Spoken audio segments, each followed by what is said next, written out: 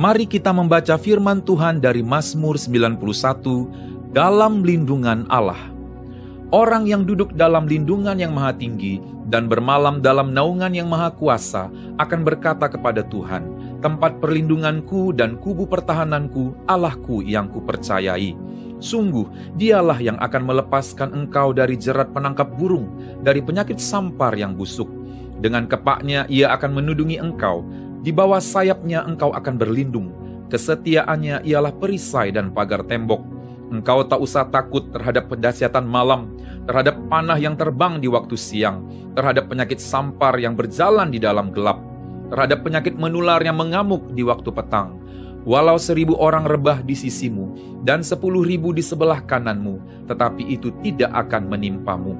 Engkau hanya menontonnya dengan matamu sendiri dan melihat pembalasan terhadap orang-orang fasik. Sebab Tuhan ialah tempat perlindunganmu, yang maha tinggi telah kau buat tempat perteduhanmu. Malapetaka tidak akan menimpa kamu, dan tulah tidak akan mendekat kepada kemahmu. Sebab malaikat-malaikatnya akan diperintahkannya kepadamu, untuk menjaga engkau di segala jalanmu. Mereka akan menatang engkau di atas tangannya, supaya kakimu jangan terantuk kepada batu. Singa dan ular tedung akan kau langkahi, engkau akan menginjak anak singa dan ular naga. Sungguh, hatinya melekat kepadaku, maka aku akan meluputkannya. Aku akan membentenginya, sebab ia mengenal namaku. Bila ia berseru kepadaku, aku akan menjawab. Aku akan menyertai dia dalam kesesakan. Aku akan meluputkannya dan memuliakannya. Dengan panjang umur akan kukenyangkan dia, dan akan kuperlihatkan kepadanya keselamatan daripadaku. Mari kita terus berdoa untuk Pentakosta ketiga. Pentakosta ketiga adalah pencurahan Roh Kudus yang dahsyat di zaman ini, melebihi yang terjadi di Azusa Street. Pentakosta ketiga akan mengakibatkan penuaian jiwa yang terbesar dan yang terakhir sebelum Tuhan Yesus datang kembali. Pentakosta ketiga akan membangkitkan generasi Yeremia, yaitu anak-anak muda yang dipenuhi Roh Kudus, cinta mati-matian kepada Tuhan Yesus, tidak kompromi terhadap dosa, dan akan bergerak untuk memenangkan jiwa. Pentakosta ketiga lahir di Indonesia dan bergerak ke bangsa-bangsa. Gerakan ini dari timur ke barat dan akan kembali ke Yerusalem. Pentakosta ketiga akan memberikan kuasa untuk menyelesaikan amanat agung, dan setelah itu Tuhan Yesus datang kembali. Amin. Amin. Amin. Haleluya.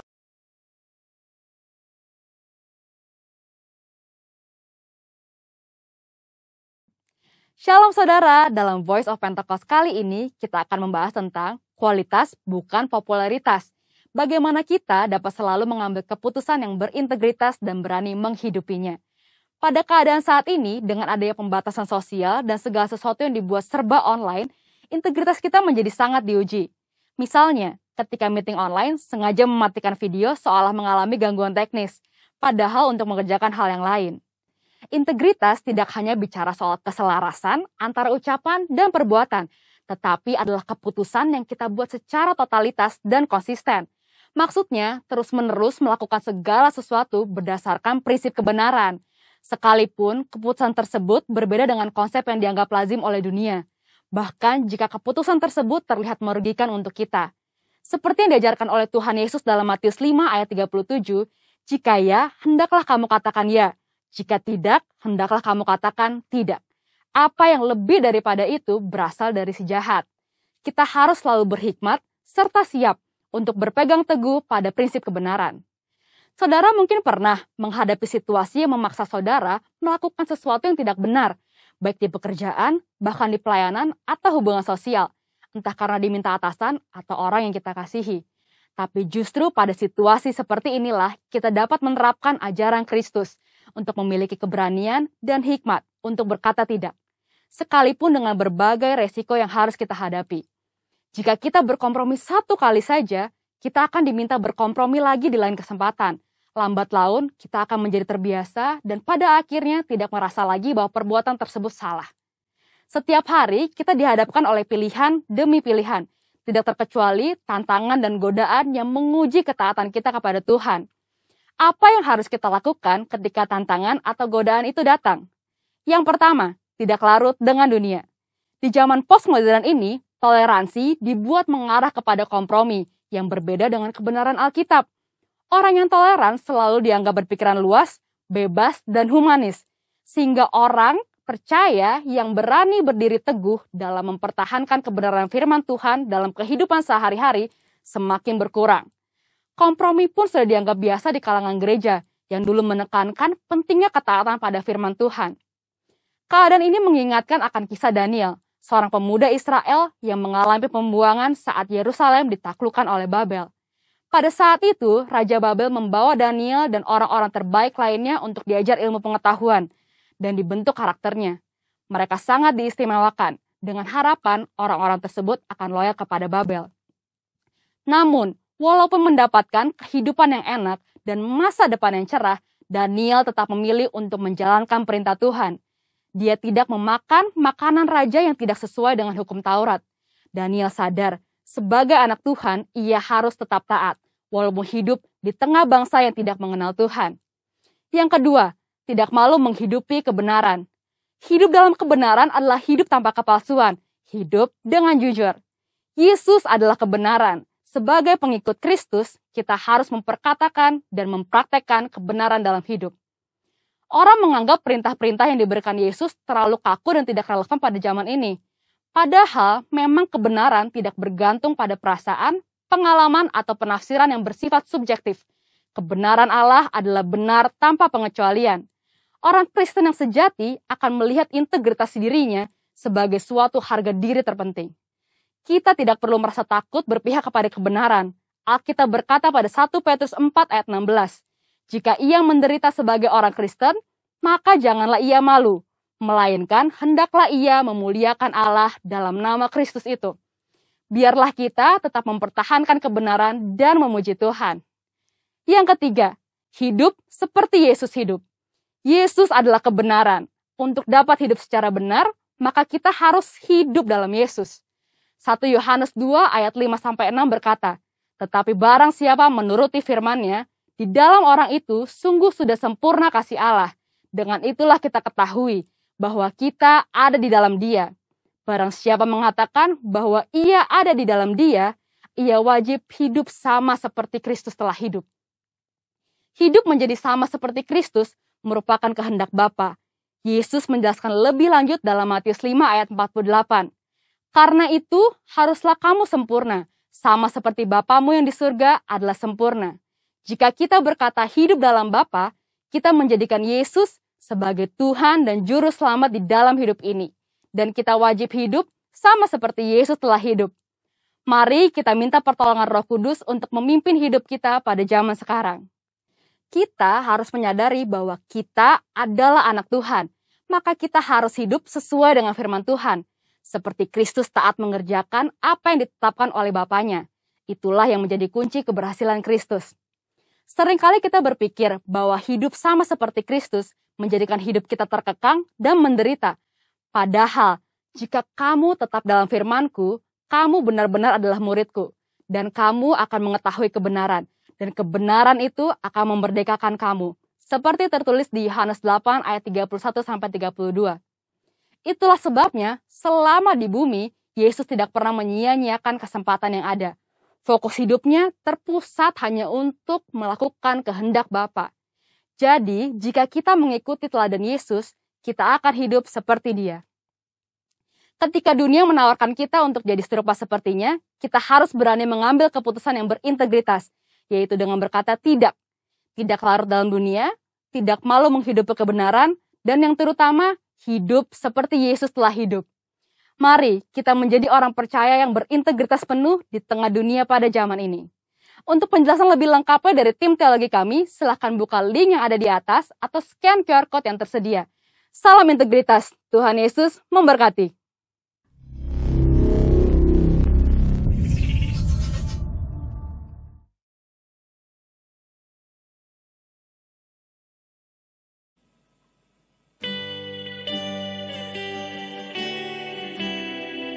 Shalom, Kita mau memulai hari ini dengan meninggikan nama Tuhan. Amin. Menyanyikan pujian ini. Were creation suddenly articulate with 1,000 tongues to lift one cry,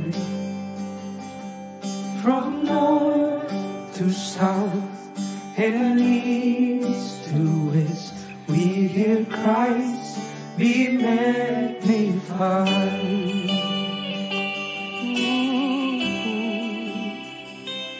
Were the whole earth echoing His heavenlies, His name would burst from sea and sky,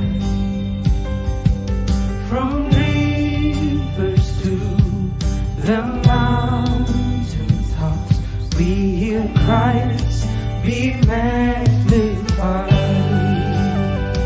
Oh, be magnified. Singing, oh, Christ be magnified. Let His praise arise. Christ be magnified in me. Singing, oh, Christ be magnified from the altar of my life. Christ be magnified in me.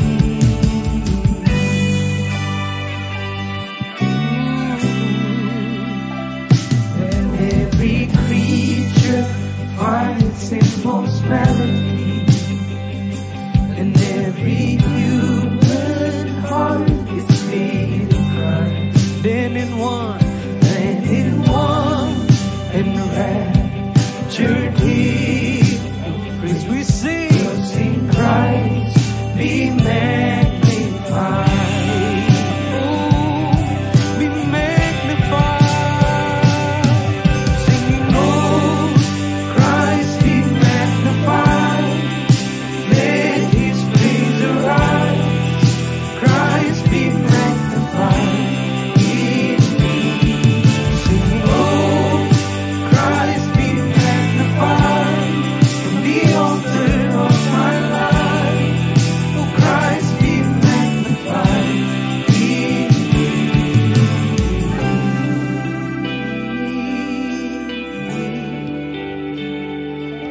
Be magnified, Jesus.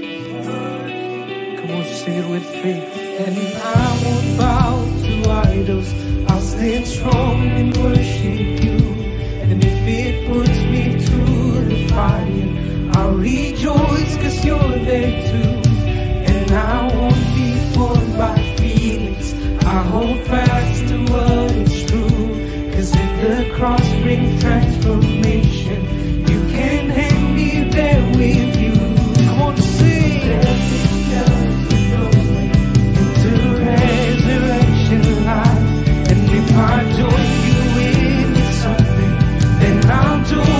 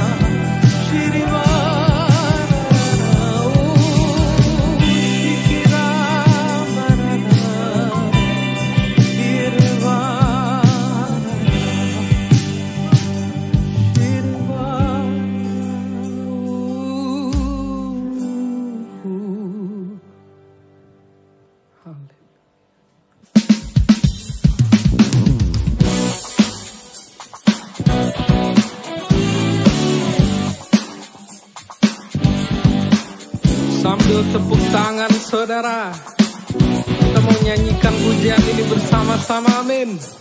Come on, sing dari utara. Dari utara ke selatan terdengar pujian bagi Allah.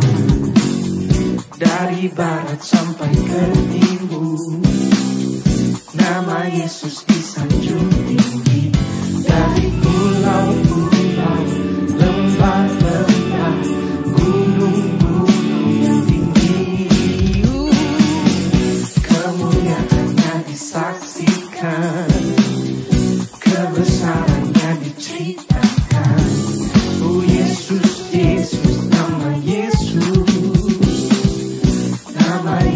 disanjung tinggi.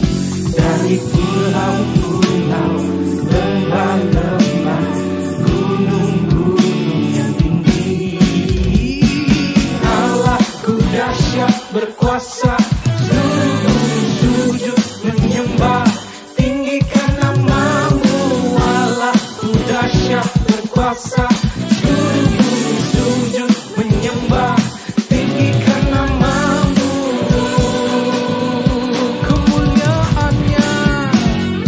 Kemuliaannya disaksikan, kebesarannya diceritakan. Oh Yesus, Yesus, nama Yesus, amin. Nama Yesus disanjung tinggi. Dari pulau-pulau, lembah-lembah, gunung-gunung yang tinggi, Allahku dahsyat berkuasa, oh seluruh bumi sujud menyembah, tinggikan namamu. Allahku dahsyat berkuasa, seluruh bumi sujud menyembah, tinggi. Sambil tepuk tangan saudara. Allahku dahsyat berkuasa, seluruh bumi sujud menyembah, tinggikan namamu. Allahku dahsyat berkuasa, seluruh bumi sujud menyembah, tinggikan namamu. Allahku dahsyat berkuasa, seluruh bumi sujud menyembah, tinggikan namamu. Allahku dahsyat berkuasa, seluruh bumi sujud menyembah, tinggikan namamu. Tinggikan namamu. Sekali lagi, tinggikan namamu. Allahku dahsyat. Berikan sorak-sorai bagi Allah kita. Mari berikan kemuliaan buat Tuhan Yesus, saudara. Haleluya.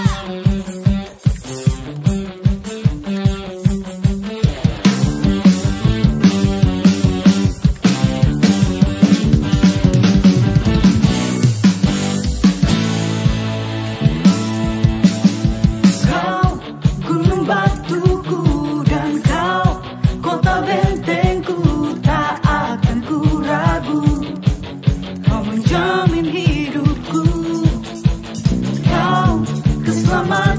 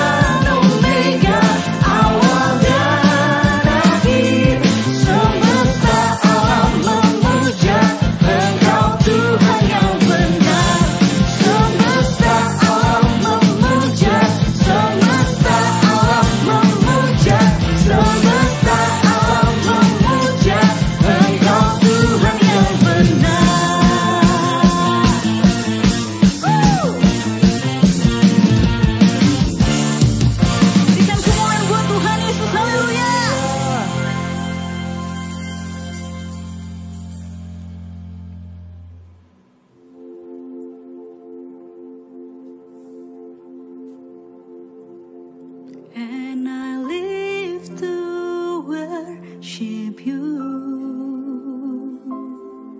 My Jesus, you're the only one for me. Nothing will ever take your place, my precious Savior. Who can stand between my Lord and me? Lord, I live to honor you, and I long to bring my life and offering. Take me higher, draw me deeper. I give all to be with you.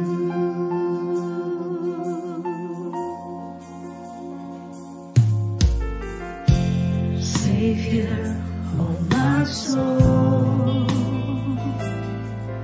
I confide in you through all my darkest moments. In you I find my peace, my comfort when I'm weak. I trust in you through storm and raging seas. Faithful, you're my God. You're the glory and the lifter of my head. Your light fills my days. You lead me in your ways. Forever I surrender all to you, and I live to worship you. My Jesus, you're the only one for me. Nothing will ever take your place, my precious Savior. Who can stand between my Lord and me?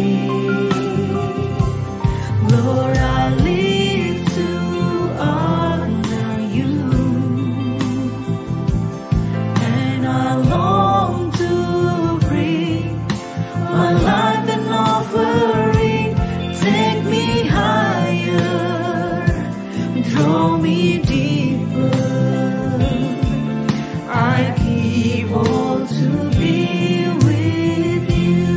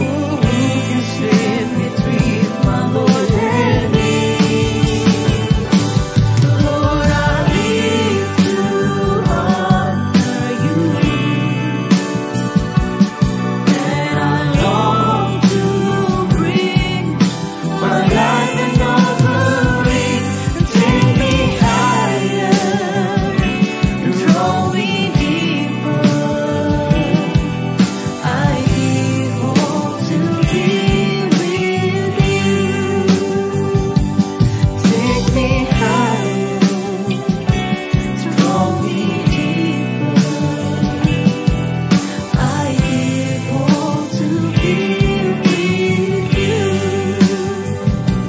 Take me higher, draw me deeper. I give all to be with you.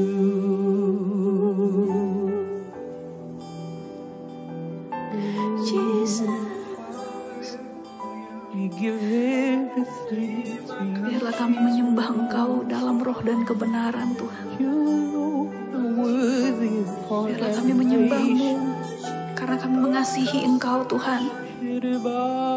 Kami mau berikan segalanya asal kami bisa terus sama Tuhan.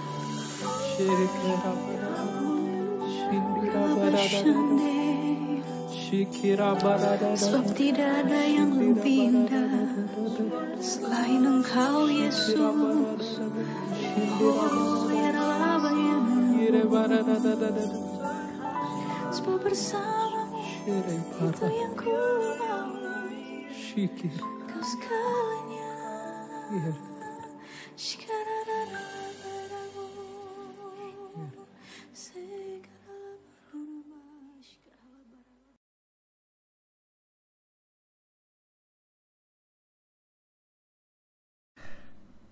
Shalom, kekasih Tuhan.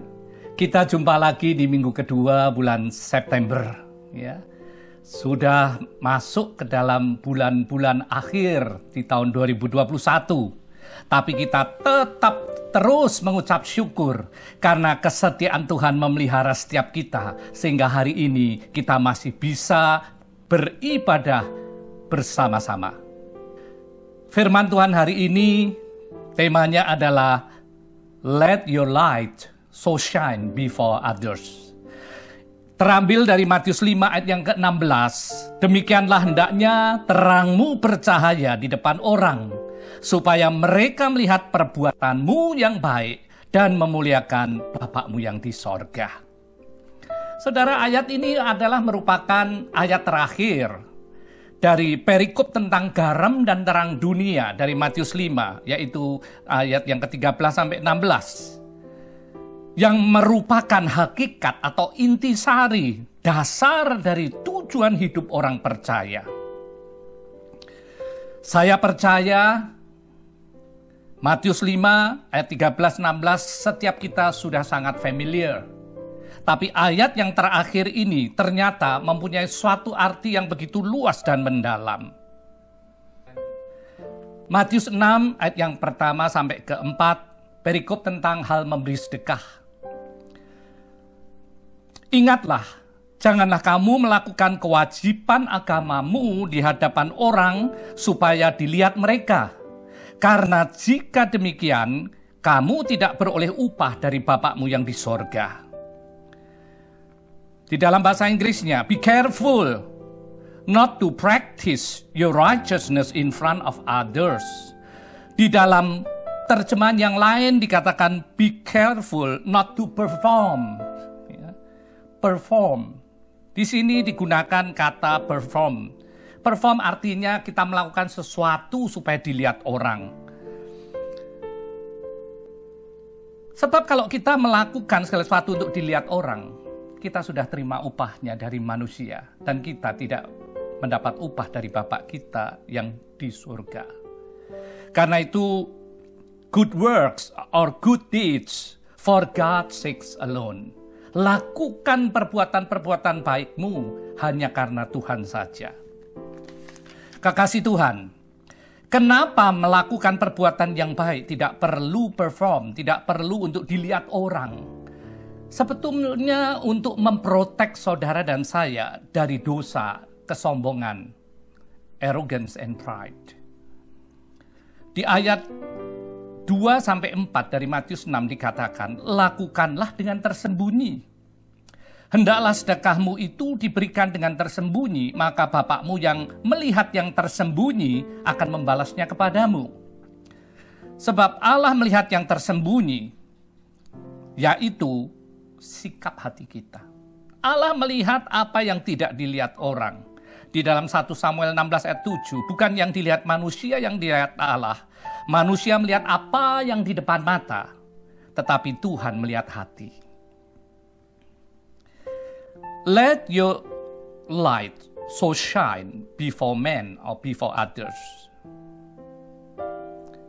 Seolah-olah ayat ini berlawanan dengan apa yang kita baca di Matius 6 tadi. Yang mengatakan melakukan perbuatan baik kita dengan tersembunyi. Benar, di sini tertulis, let your light, biarlah terangmu, bukan perbuatan baikmu saja. Saudara, kenapa disebut terang kita yang harus dilihat orang, bukan hanya perbuatan baik kita? Perikop tentang menjadi garam dan terang dunia kita ngerti. Garam itu memberi pengaruh, influence.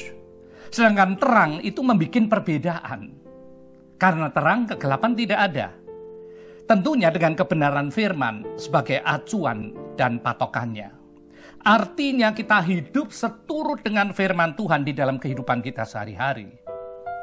Let your light so shine before men atau before others. Terang itu di dalam bahasa Ibrani or atau bahasa Yunaninya phos. Di dalam kamus besar bahasa Indonesia, terang artinya yang membuat segala sesuatu kelihatan. Cerah, tidak kelam atau gelap. Nyata, jelas bisa dilihat. Ini secara simpel kita simpulkan kekudusan dan integritas.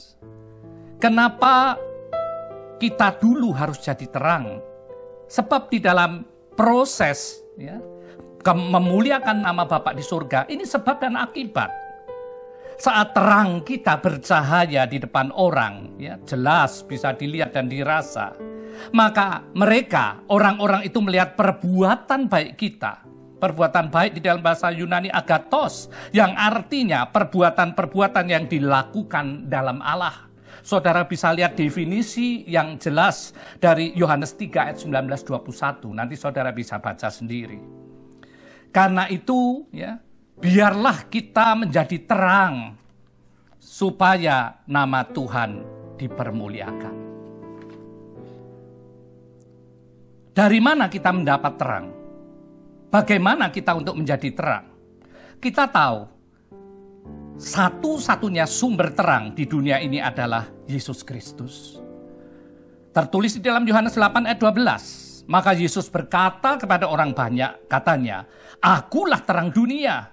Barang siapa mengikut aku, ia tidak akan berjalan dalam kegelapan, melainkan ia akan mempunyai terang hidup.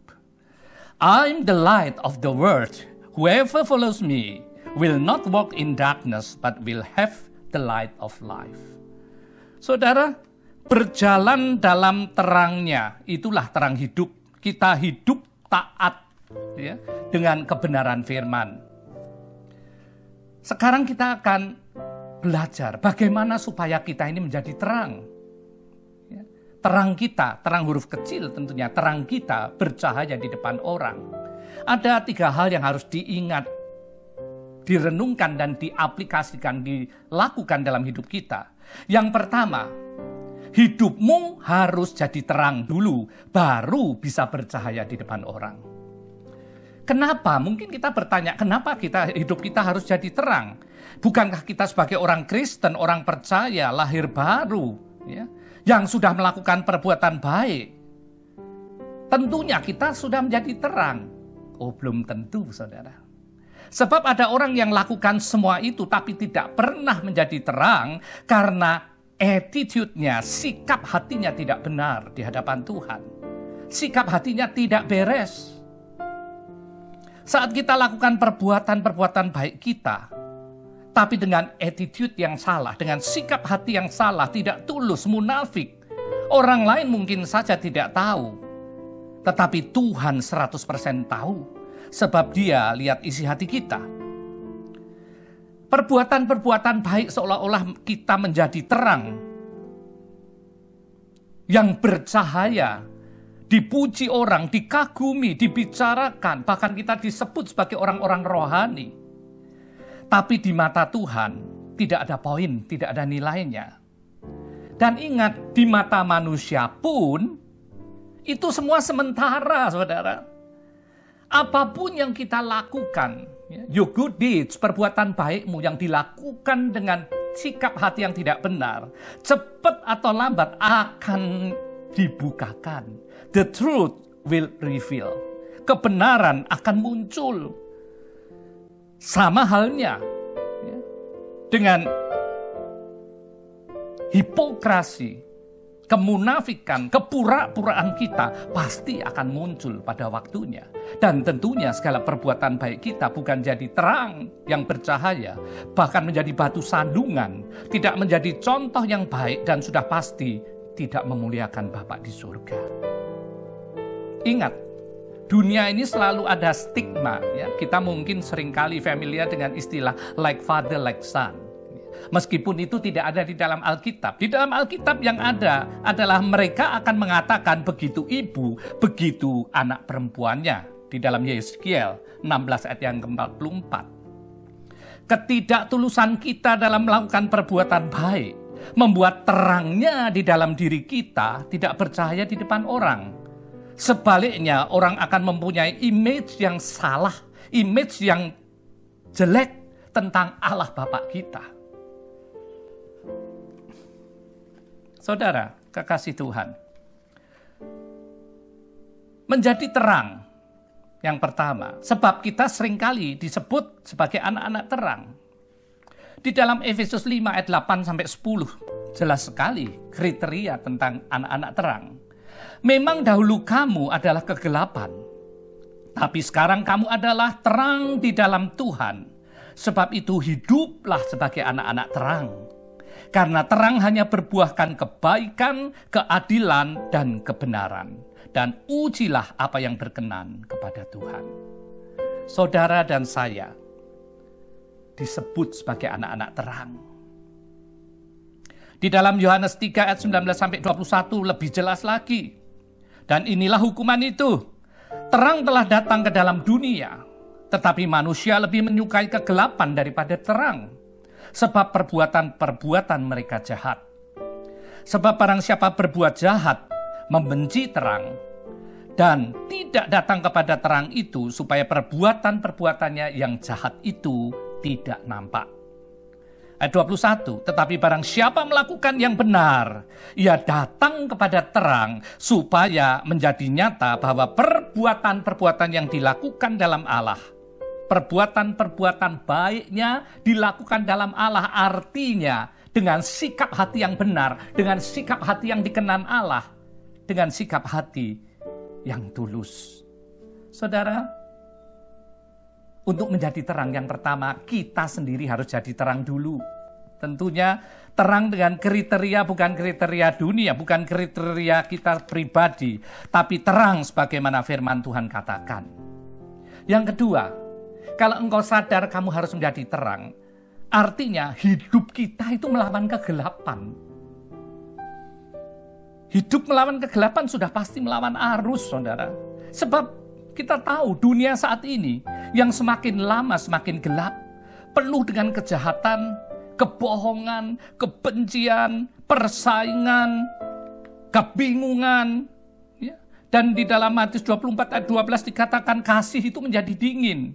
Dan karena bertambahnya kedurhakaan, maka kasih kebanyakan orang akan menjadi dingin. Saudara, melawan arus. 1 Yohanes 2 ayat 17. Dan dunia ini sedang lenyap dengan keinginannya, tetapi orang yang melakukan kehendak Allah tetap hidup selama-lamanya. Hidup menjadi terang artinya melalui perkataan-perkataan kita, perbuatan kita dalam hidup sehari-hari bisa menjadi jawaban, menjadi solusi, menjadi kekuatan untuk mereka yang lemah, menjadi pengharapan untuk mereka yang putus pengharapan, dan jadi pegangan untuk mereka yang sedang kebingungan. Sebab kasih Kristus yang tidak bersyarat itu nyata ada dalam setiap perkataan dan perbuatanmu. Menjadi terang, melawan arus, artinya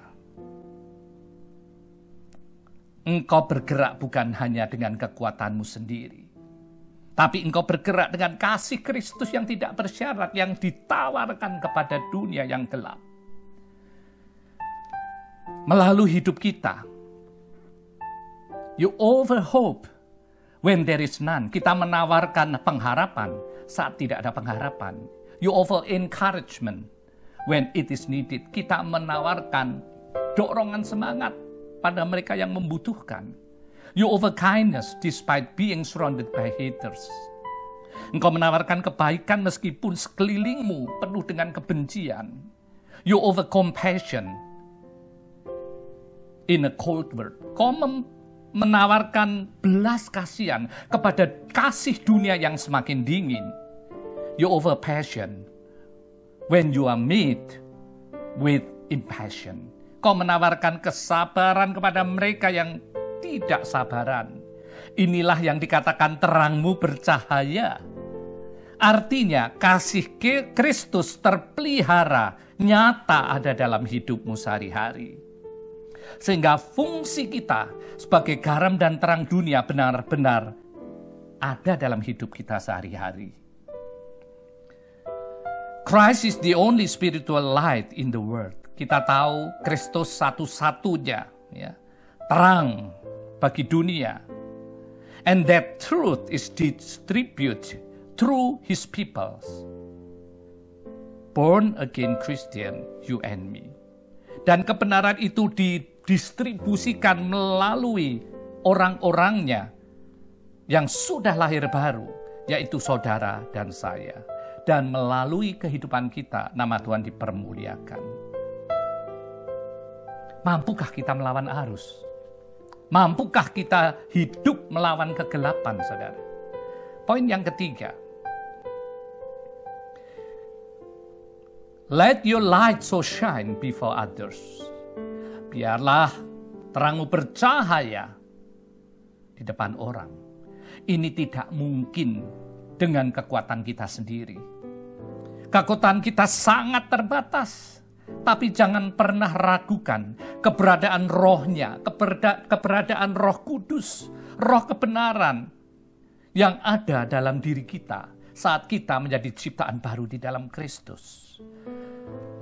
Tidak tahukah kamu bahwa kamu adalah bait Allah dan bahwa roh Allah diam di dalam kamu? Tertulis di dalam 1 Korintus 3 ayat yang ke-16. Di ayat yang ke-17 dikatakan, jika ada orang yang membinasakan bait Allah, maka Allah akan membinasakan dia. Sebab bait Allah adalah kudus dan bait Allah itu adalah kamu. Bait Allah adalah saudara dan saya. Bait Allah adalah rumah Allah di mana Allah akan diam dan berkarya dan bekerja melalui kehidupan saudara dan saya. Karena itu jagalah bait Allahmu dengan baik-baik. Bait Allah ini berbicara kelengkapan komplit ya, holistik, tubuh, jiwa dan roh. Tubuh jasmani kita harus jaga ya, karena itu dalam masa pandemik ini kita harus patuh kepada prokes, makanan yang bergizi, ikuti aturan pemerintah, sebab pemerintah juga berasal dari Allah di dalam Roma 13. Tapi juga menjaga jiwamu, pikiran, perasaan, kehendakmu, mengendalikan, menundukkannya kepada Kristus. Tapi yang terlebih jaga rohmu untuk tetap on fire. Sehingga apa yang tertulis di dalam 1 Tesalonika 5 ayat 23. Bahwa tubuh, jiwa, roh kita terpelihara sempurna pada kedatangan Yesus Kristus, Tuhan kita, dengan tidak bercacat. Saudara, satu pujian lama dari 1 Tesalonika 5 ayat 23. Ya Allah damai sejahtera, kuduskan aku seluruhnya, agar roh, jiwa, dan tubuhku terpelihara sempurna. Hidupku dan tak bercacat di hadapannya, mulia, suci pada kedatangannya. Hosana, Hosana Datanglah Tuhan Yesus. Hosana, Hosana, ku merindukanmu.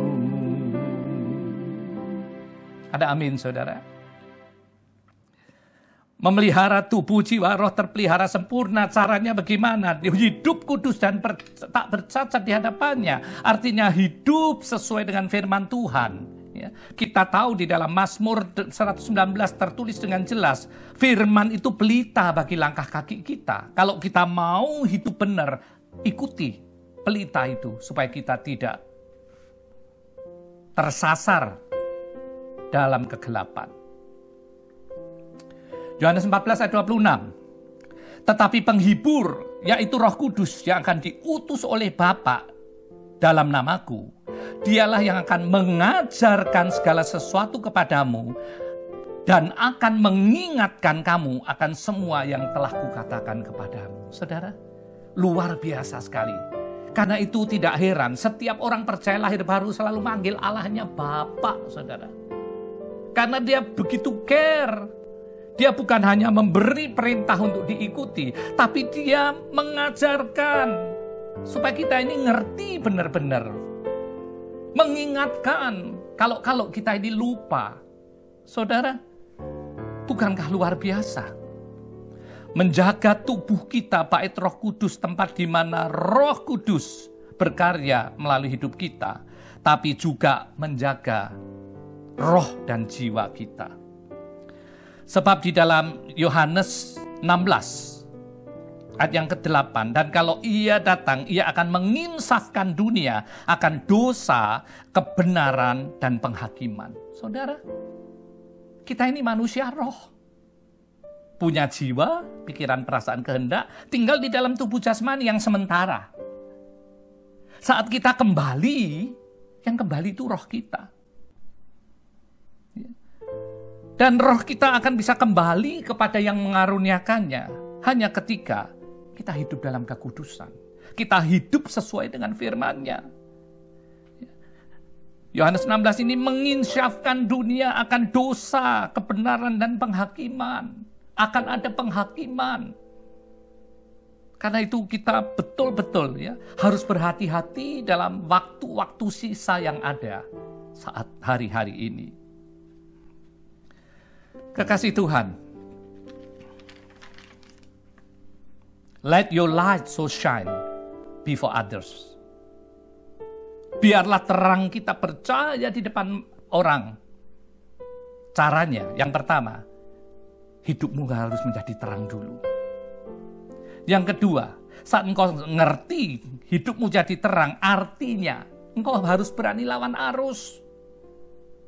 Melawan kegelapan, dunia ini kegelapan semua.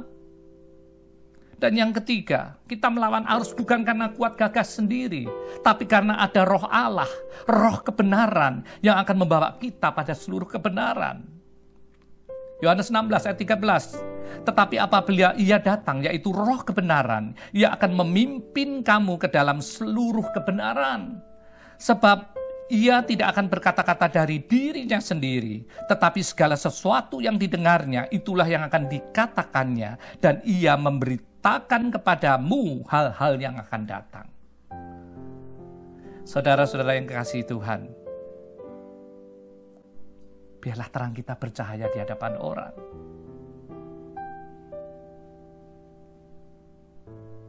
Sebab melalui hidup kita yang menjadi terang yang bercahaya, orang akan melihat perbuatan baik kita dan nama Tuhan saja yang dipermuliakan.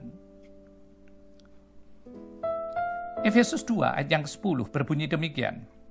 Karena kita ini buatan Allah, diciptakan oleh Yesus Kristus untuk melakukan pekerjaan baik yang dipersiapkan Allah sebelumnya. Ia mau supaya kita hidup di dalamnya. Saudara, untuk hidup kita menjadi terang di hadapan orang, supaya mereka melihat perbuatan baik kita dan memuliakan Bapa di surga, itu bukan option atau pilihan, saudara. tetapi merupakan rencana Allah yang Tuhan sudah persiapkan sebelumnya. Tuhan sudah prepare untuk saudara dan saya, supaya melalui kehidupan kita, nama Allah Bapa dipermuliakan. Saat nama Allah Bapa dipermuliakan, ditinggikan, itu pasti menarik semua orang datang kepada Tuhan. Dan aku, apabila aku ditinggikan dari bumi, aku akan menarik semua orang datang kepadaku. Yohanes 12 ayat 32. Di dalam terjemahan lain dikatakan, lalu anak manusia, Yesus akan diangkat dan digantungkan di atas bumi. Ketika hal itu terjadi, aku akan membuka jalan supaya setiap orang bisa datang kepadaku. Saudara, saat saudara melakukan perbuatan baik, saudara menjadi terang, memuliakan Bapa di surga, itu menjadi suatu jalan penginjilan. Ya dikatakan, ya, membuka jalan supaya setiap orang bisa datang kepadaku. Bukankah itu yang Tuhan percayakan dalam hidup saudara? Bukankah itu yang menjadi tugas setiap kita? Saudara dan saya menjadi orang-orang tebusan, orang-orang yang sudah mempunyai janji keselamatan dan hidup kekal di dalam Kristus. Kita menerima dengan cuma-cuma dan bagian kita untuk membagikannya dengan cuma-cuma. When your light so shine before men, before others.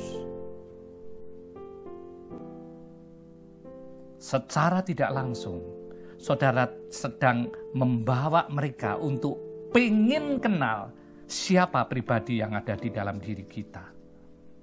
Saudara, ada beberapa practical tips bagaimana supaya hidup kita menjadi terang. Yang pertama, break the routine. Ya. Break the routine. Keluar dari rutinitas. Sesuatu yang rutin itu cepat lambat akan bosan. Ya. Dan secara rohani ya, akan turun.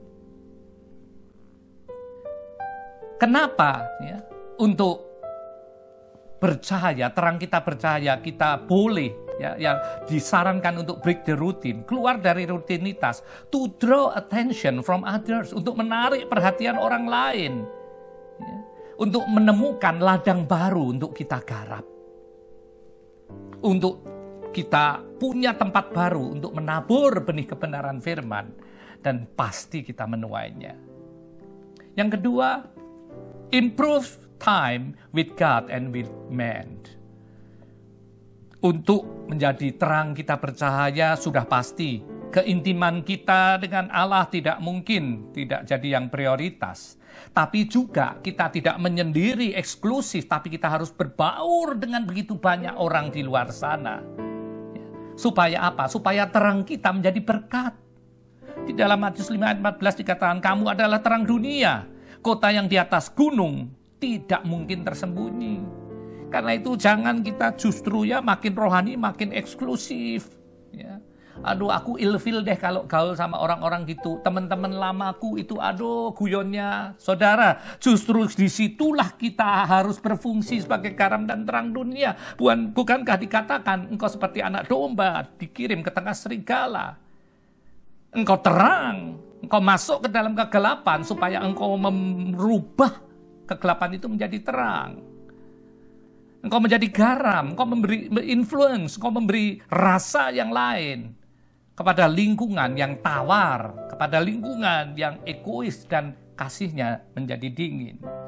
Dan yang ketiga, be a servant. Jadilah pelayan. Kita ingat di dalam Matius 20 ayat 28, Yesus datang untuk melayani, bukan untuk dilayani. Artinya, ya, jangan nunggu, tapi jemput bola. Kita yang harus proaktif, saudara. Kalau kita diingatkan oleh Roh Kudus nama-nama, mungkin kita aduh capek lah. Saya udah berkali-kali, ya.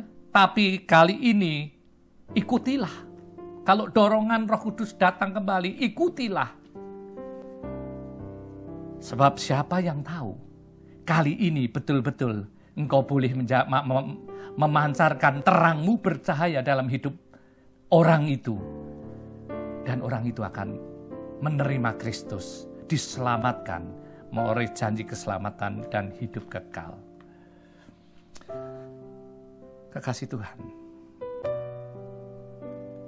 ingat, saat hidup kita, saat terang kita bercahaya di depan orang, ini akan menjadi jalan untuk mereka yang belum kenal Kristus dan belum percaya, menjadi orang-orang percaya, menjadi orang-orang tebusannya, dan mereka akan diselamatkan, punya janji kehidupan kekal seperti saudara dan saya. Jangan menahan apa yang jadi hak mereka. Kita menerima kasih karunia dengan cuma-cuma, karena itu bagikan kasih karunia kepada sesama dengan cuma-cuma. Haleluya, puji Tuhan. Saya percaya khotbah singkat hari ini betul-betul akan menjadi perenungan kita sepanjang minggu ke depan. Sudahkah hidup kita, sudahkah terang kita bercahaya di hadapan orang? Ingat, kita hanya mampu bercahaya di hadapan orang, terang kita, ketika terang sejati, Allah sumber segala terang, berdaulat dalam diri kita, dan kita hidup seturut sesuai dengan kebenaran firman-Nya. Tuhan Yesus memberkati. Mari kita berdoa.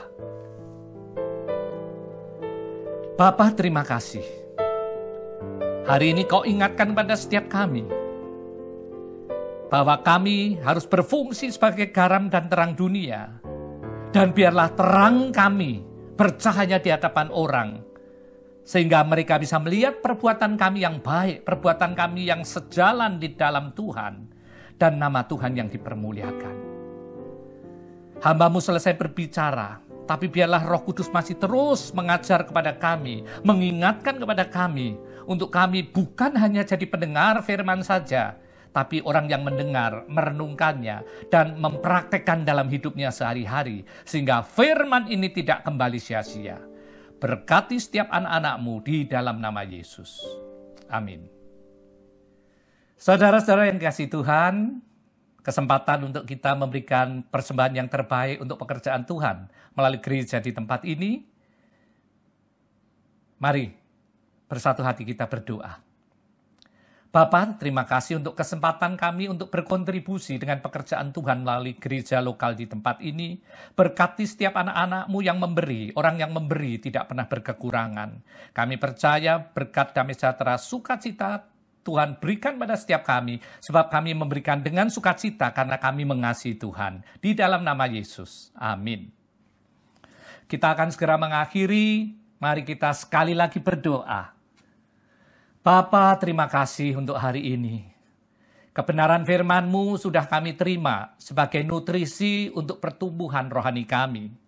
Kami percaya apa yang sudah dibagi tidak berlalu begitu saja, tidak kembali sia-sia, tapi akan menjadi firman yang bertumbuh, firman yang menghasilkan buah melalui kehidupan kami, dan kami didapati sebagai orang-orang yang dewasa rohani. Tuhan, sebentar kami akan berpisah. Kami siap untuk menerima berkat terbaik dari Bapa surgawi. Kekasih-kekasih Tuhan yang mengasihi Tuhan bukan hanya dengan lidah bibirnya, tapi dengan hatinya, dengan seluruh hidupnya. Mengasihi Tuhan, mempercayai setiap kebenaran firman-Nya, dan menjadi pelakunya. Terimalah berkat damai sejahtera dari Allah Bapa, di dalam Anak yang tunggal Tuhan Yesus Kristus, persekutuan dengan Roh Kudus, tinggal tetap menyertai kita semua, mulai sekarang sampai Maranatha, bahkan sampai selama-lamanya. Setiap kita yang percaya diberkati, mari bersama katakan, amin, amin. Tuhan Yesus memberkati.